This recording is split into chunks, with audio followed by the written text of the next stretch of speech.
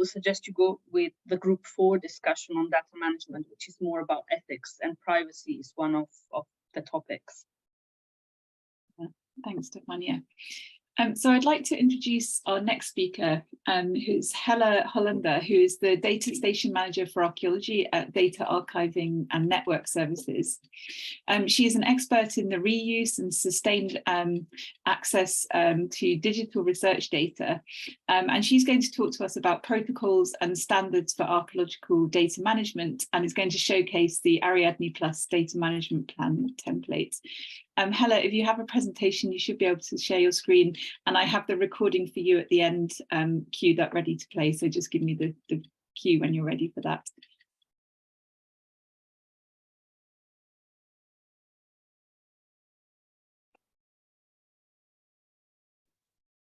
So you can hear me, right? Yes.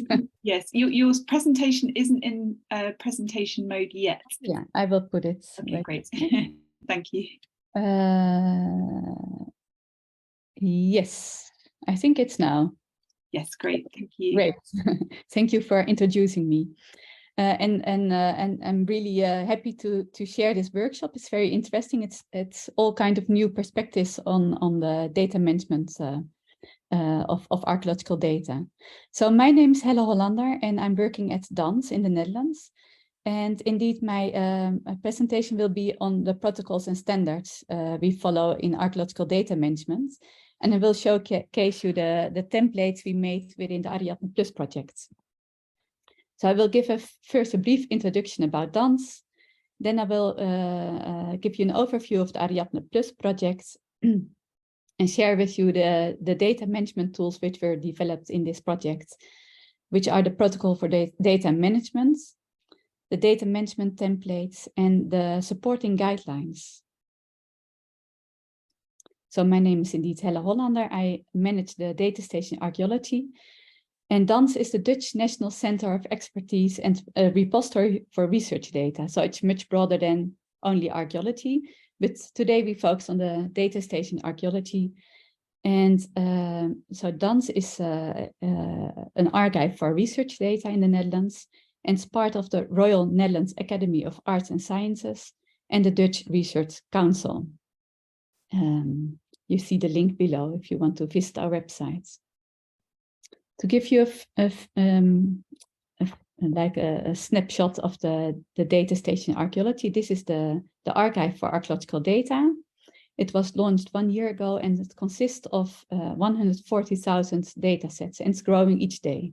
It's one of the largest collections in the world of archaeological data sets, mainly of Dutch researchers, but who also work abroad. And you find the link below. So we moved to this repository 1 year ago, and the benefits, I just highlight some of them, is that it's a national e-depot and we follow the requirements of national laws. So it's really targeted to the Dutch community of archaeologists. When you deposit or when you search data and you have a question, you can have assistance of our team of data managers. Archive data can be further processed using version control. So if you have a data set and you want to add data or you spot a mistake, you can make a new version. Everyone has direct access, and you can find photos, GIS maps, reports, tables, all kinds of archaeological data. So you see the first, like a title and a short description, and then you can just download this information. It's open accessible, and CC BY licenses, which are open access license, are applied. If it's more sensitive data or data which should not be visible directly, then you can add a permission request. So DANS is an expert in fair data, the data of high quality, and we are a trusted archive, so we have the Quartz seal certification. So we take care of the long-term preservation and the certification of the archive. The ABR thesaurus is included, so that's a Dutch vocabulary, which makes the description of your data set more aligned, and then you can find your data easier back. Collections of datasets can be created and faceted search is possible. And full text indexing of the data is done. So we use this repository software of Harvard University. So the data station archaeology is based on Dataverse software. And the full text indexing is done automatically. So you can not only search through the metadata, but also in the data. I hope I don't speak too fast. I will try to slow down a bit. So the archaeology data station is situated in a broader landscape in the Netherlands. It's a landscape of excavators, of commercial archaeologists, but also of researchers on the universities, governmental institutes where the finds are stored. And we also connect with national initiatives like the project of PAN, the Portable Antiquities of the Netherlands. They store their database, which consists of metal finds, thousands of metal finds and their descriptions in our data station for long term. And we push this information, all the information of the data station through your European portals like ARIADNE or the international portal, which was created by the ARIADNE projects. I will come to speak about it in a moment. DANS also creates guides to good practice. So what do you do before you deposit your data? How do you deal with legal aspects, file formats, documentation? And you can find them on the website. I think it will be very good for reuse. So you can find the link below in the screen. And I also wanted to highlight the Partners leaflet. Partners was a SSH, a social science and humanities project.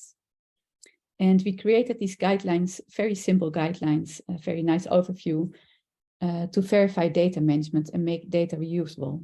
You can find it on Zenodo. It's downloaded many times. It's very popular, and I think it can be of use when you are working with archaeological data as well. So to give you an example, we have guidelines on preferred formats. A preferred format is a format we recommend you to use for the long term, the sustainability of your data. For instance, if you have spreadsheets, you can use the CSV format, and you shouldn't use Excel because this will not be sustainable in the long term.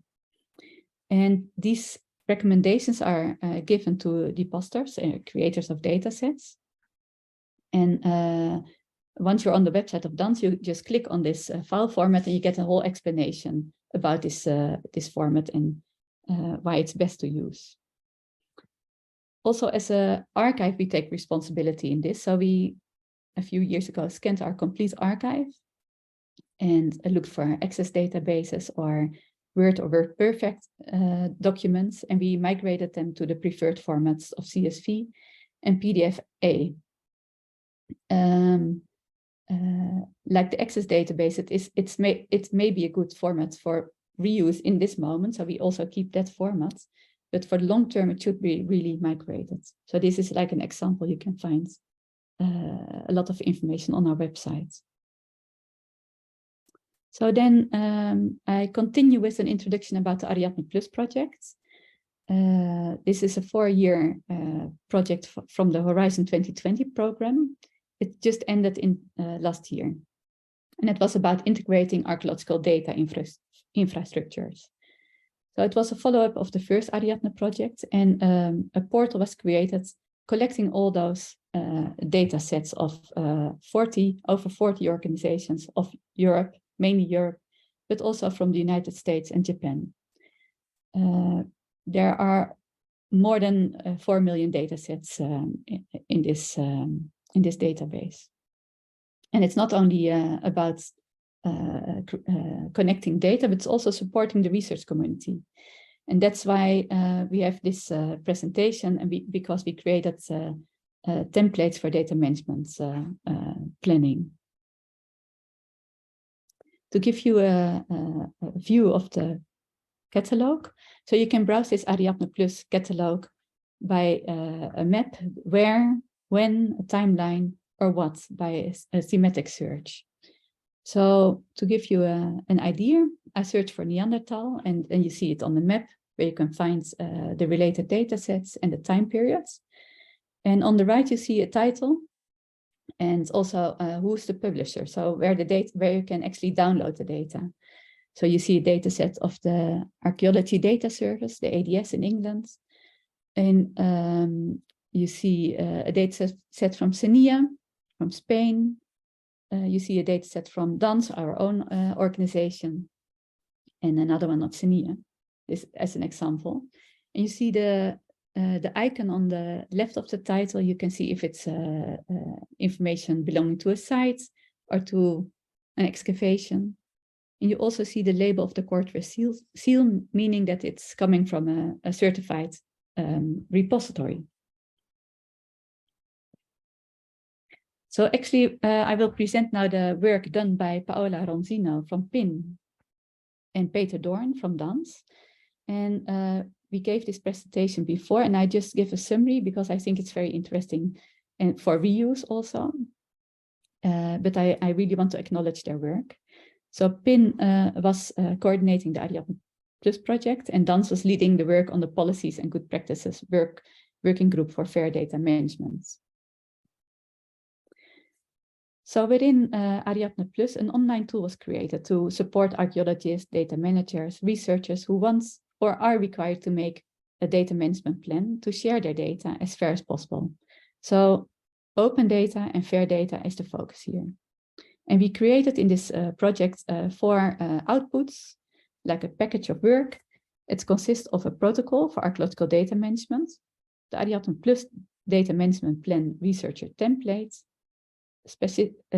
specifically for archaeological data sets, the Horizon Europe template, and the guide which is supporting these templates. So I'm starting with the protocol for archaeological data management. So many research councils and universities in Europe, including the European Commission for Horizon Europe, they accept the Science Europe core requirements for making a data management plan. And this protocol can be considered as a standard data management plan for archaeological research based on the principle of comply or explain. So if you look to the image on the right, you see 6 steps, and you see, for instance, question 1, the data description and collection or reuse of existing data. So if you write a data management plan, the question will be, how will new data be collected or produced? And how will existing data be reused? And you see a suggested answer below, on which you can comply. So there's no need to think about this answer. It's already there. And if it's not applicable, you can also explain why it's not applicable.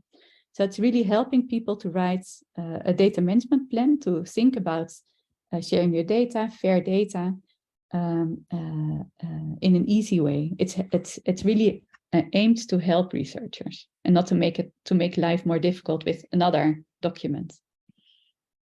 So these 6 steps are corresponding to the 6 core requirements, and of Science Europe.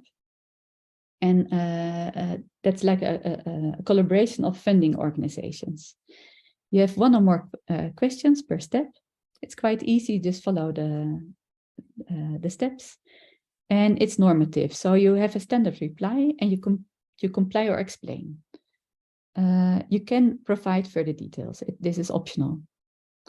On every topic you find guidance, and this is for this protocol, but also for the coming data management plan templates. So there's guidance below, and you can save or upload your old template again anytime. When you submit your answers, you get a PDF, and it will be stored on your own computer. So it will not be stored by ARIADNE or something. So this was the generic protocol, the generic data management plan. And because we were, and there's this guidance. So this guidance is tailored to good practices in archaeology and data management. So we collected all the guidelines, and further references are made to online resources. You can also download this whole guidance document as one document. And you can use this for training, for instance. There are direct links from the tools, from the templates to the guidance. And you can browse and download the guidance document. So it really helped as a training tool or information tool. Let me see. So the data management plan researcher template now, that's based on the Horizon 2020 requirements. So within the ARIADNE Plus project, we started to create this archaeological data management template, which is aimed at researchers that don't have any written policy on how to write a document describing how data is created or managed. And it will present plans for preserving and sharing of data. So it's really also a tool to help you as a researcher.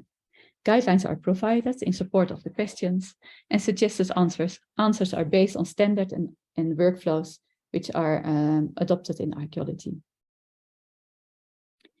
This also builds on the work done in partners, like the guidelines I showed you before. So it's based on surveys, on requirements from the communities, but also, of course, based on the Horizon 2020 requirements. It's addressed to researchers, archaeologists, and it's a guide for organizing research work. It includes guides harmonized with the core requirements of science work. So there are 6 sections in this guideline, in this template. A data summary, fair data, allocation of resources, data security, ethical aspects, and others. That are the topics on which the set of questions are organized. And then number 4 is more addressed to data and repository managers. It's not directed to, you cannot answer them directly yourself. You need the input of those group of people.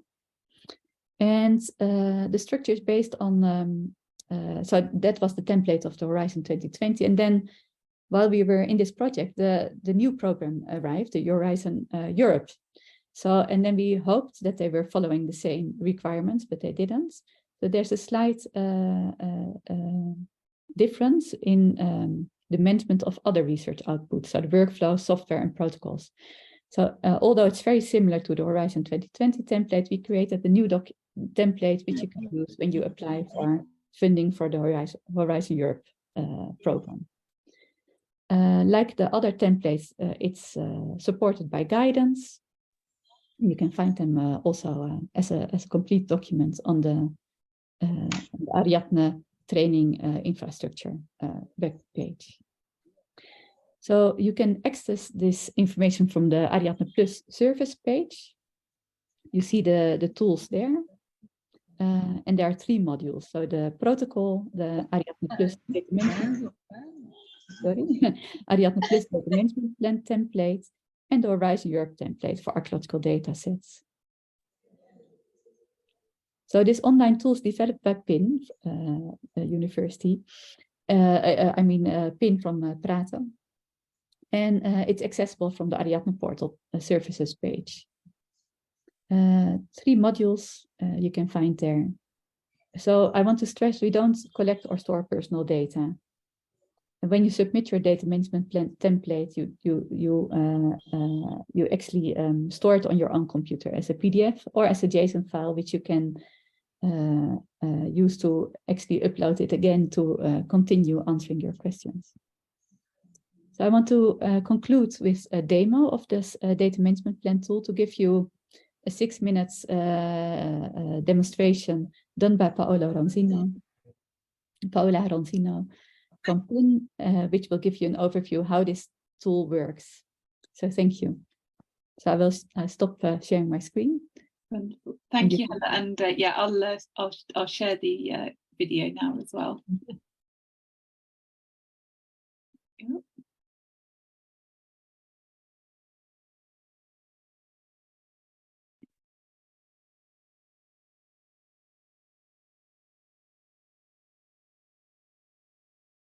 The ARIADNE Plus Data Management Plan tool is part of the ARIADNE suite of services, and it is accessible from the services page of its portal. The tool is listed under the category Web Services. From the link, you are redirected to the main page from which you can access the 3 modules. Let us select the Horizon Europe template for archaeological datasets. The online interface has been designed to facilitate the compilation of the data management plan through the use of intuitive and user-friendly solutions. The questions that the user is invited to answer are divided into successive pages with a common progress bar that is the main reference point, indicating approximately the time required to complete all sections. Each page groups similar thematic questions, which are enriched by links to the related points of the Guide for Archaeological Data Management Planning. The boxes on the top left corner show you the possibility you have to save your work or to upload a file to continue editing. We will get to this step later on. Let's start with the compilation of the data management plan. In cases when a yes/no answer is requested, the user has also the opportunity to express if he doesn't know how to answer. The box here you can express your choice allows further specifying the reasons for the selected answer.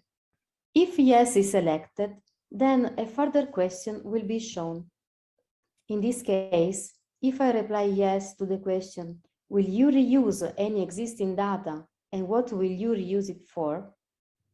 Then another question will appear. What will you reuse it for? Other questions request a free answer. For uninitiated users, guidances are provided for almost all questions by referring to the related points explained in the Guide for Archaeological Data Management Planning, where links to other external resources are also provided. All links are open in other tabs, so you do not lose the page you are working on. The free text box have no words limit, so you can list all the datasets you are going to describe in your data management plan.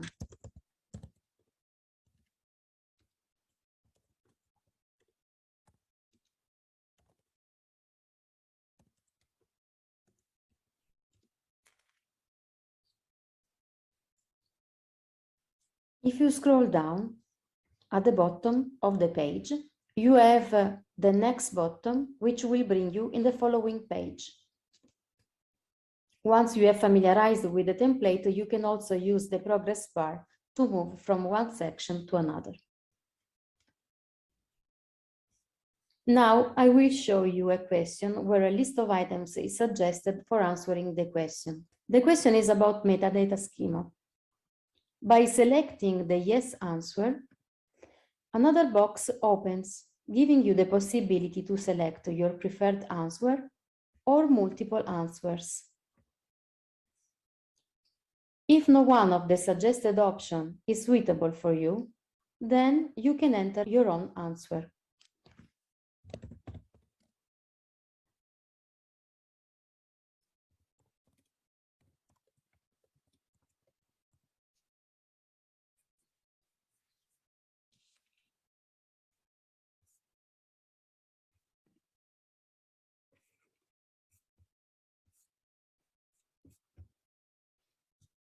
In other cases, also the no answer opens up a new box where you can add further clarification.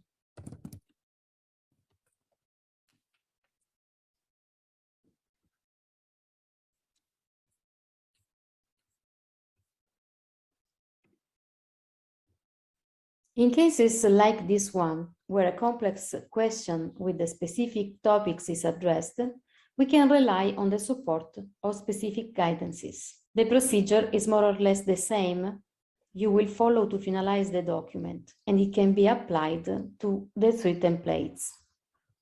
Each template can be completed independently and saved as a single document.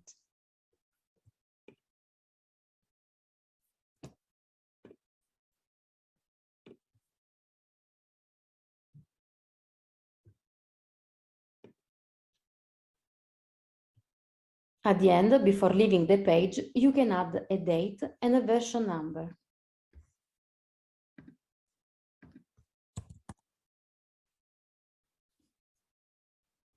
Either you have completed to fill the template in, or you just want to save a draft, you click on the Submit button. you will be asked if you really want to submit it. And in a positive case, when you submit, a zip folder is downloaded on your computer. The folder contains your draft or your complete form, either in PDF format, which you can use as is, and a JSON file, which you will be using in case you want to continue working on your document. For example, you can load the file, send, and your previously filled in template appears.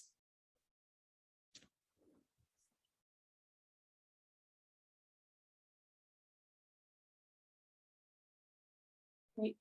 So that demonstration you can find on the link that we shared in the chat, but as Stefania has mentioned as well, we'll also send round with an email as well, because I know the text was not very readable in the video, so